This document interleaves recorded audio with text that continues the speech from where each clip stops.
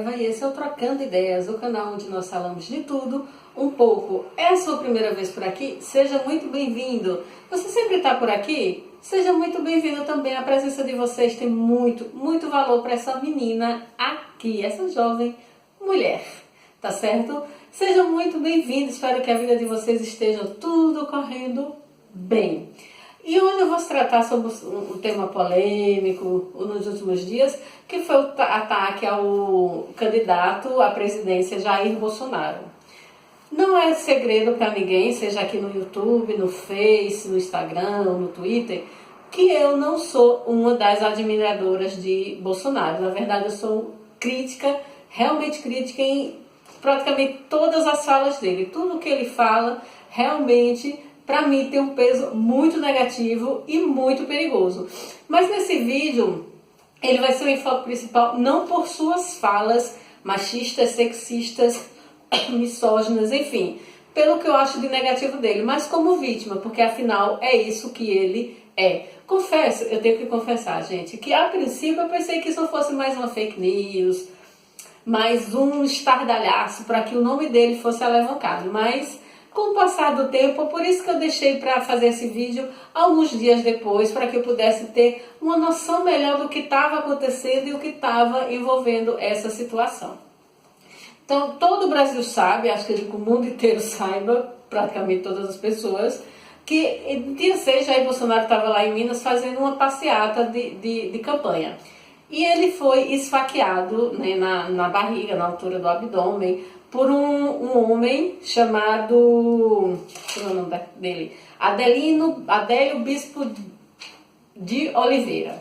Então foi assim uma cena chocante, porque é algo que foi filmado, fotografado, e muito se falou que não tinha sangue, que isso, que aquilo, enfim, né? O importante é que infelizmente aconteceu.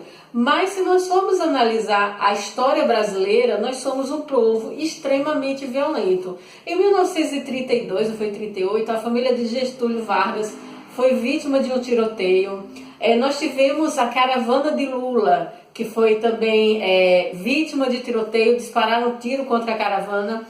Acampamentos a favor do ex-presidente Lula também foram vítimas de violência.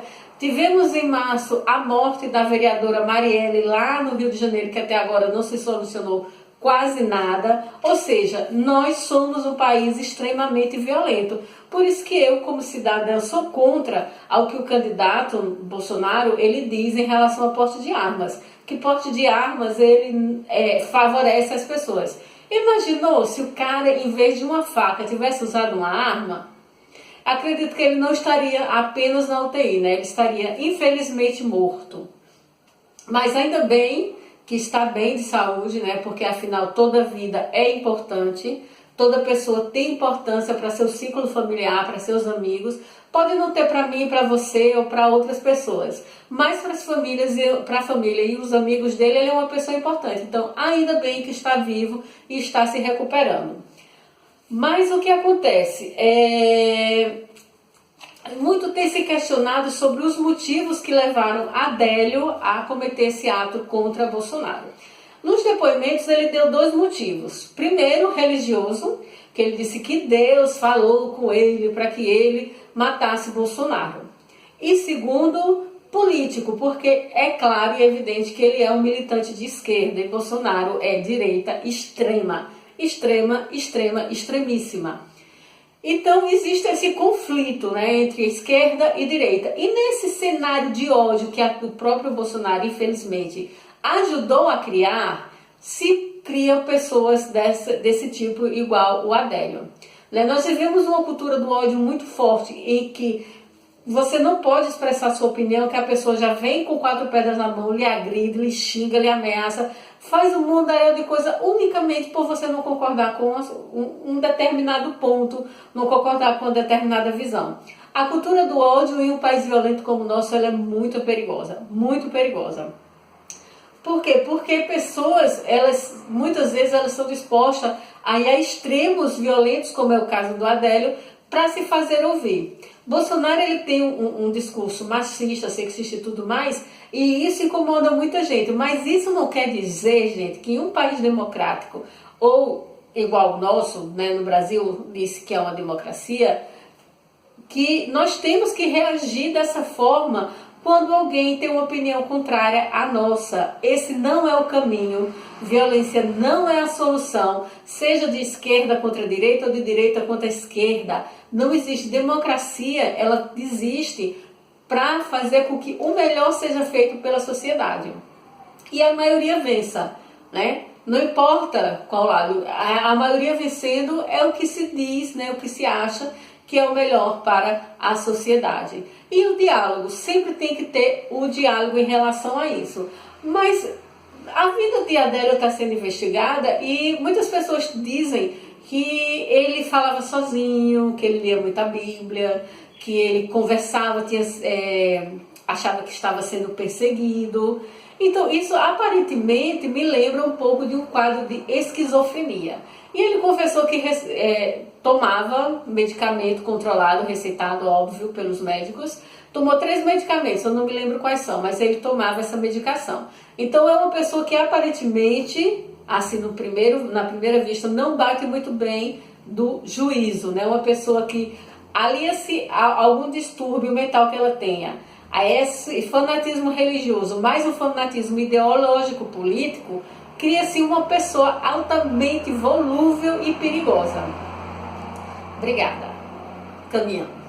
Né? Então, a polícia primeiro se cogitou que ele tinha 2 cúmplices, depois não tem, ele realmente planejou e executou sozinho, mas está sendo se cogitado algumas coisas. Por exemplo, ele estava em Minas Gerais há 15 dias, ele está desempregado desde maio, o último emprego dele foi em maio. Como é que ele estava se mantendo em Minas? Quem que estava sustentando? Quem é que estava pagando as despesas? Ele tinha 4 celulares ativos e um notebook. Quem é que falava com ele? Como é que ele pagava essas contas? Enfim, existem algumas perguntas que são questionáveis. E tem uma muito importante para mim, que ele tem 4 advogados. 4 advogados. Um dele, inclusive, trabalhou no caso Bruno e no caso daquela freira Dorothy Stein, alguma coisa assim, que foi morta por sua luta contra o desmatamento lá na Amazônia. Então, 4 advogados, nós sabemos que advogado não é barato. É claro que um caso como esse traz notoriedade e visibilidade para eles, mas não acredito que eles estejam fazendo de graça, né? Tem alguém que está pagando eles. Aparentemente seja alguma coisa religiosa, algum religioso que está pagando. A igreja a qual ele frequentava, e há 6 anos não participava de nenhuma reunião dela, a pastora disse que não está pagando nada. Ou seja, quem está pagando esses advogados? Eu quero saber. Você quer saber? Eu também quero saber, tá? Então tem muita coisa a se avaliar e o que é que está por trás desse atentado, além, óbvio, dessas 2 coisas que ele disse em depoimento, que era por motivos religiosos que Deus tinha mandado e por motivo político, por ele ser de esquerda e Bolsonaro extrema direita. Mas o foco principal desse vídeo é que nós não podemos aceitar nenhum tipo de violência, seja contra Bolsonaro, contra Marina, contra Ciro, contra Haddad, contra João Amoedo, contra Boulos, contra eu, contra você, contra ninguém. Nós temos que lutar contra essa violência. Nós temos que ir no sentido oposto. Eu não sou a favor de Bolsonaro, mas isso não quer dizer que eu queira a morte dele, que eu queira que ele seja ferido, que ele passe por momentos como esses. Porque existem pessoas à sua volta que estão sofrendo.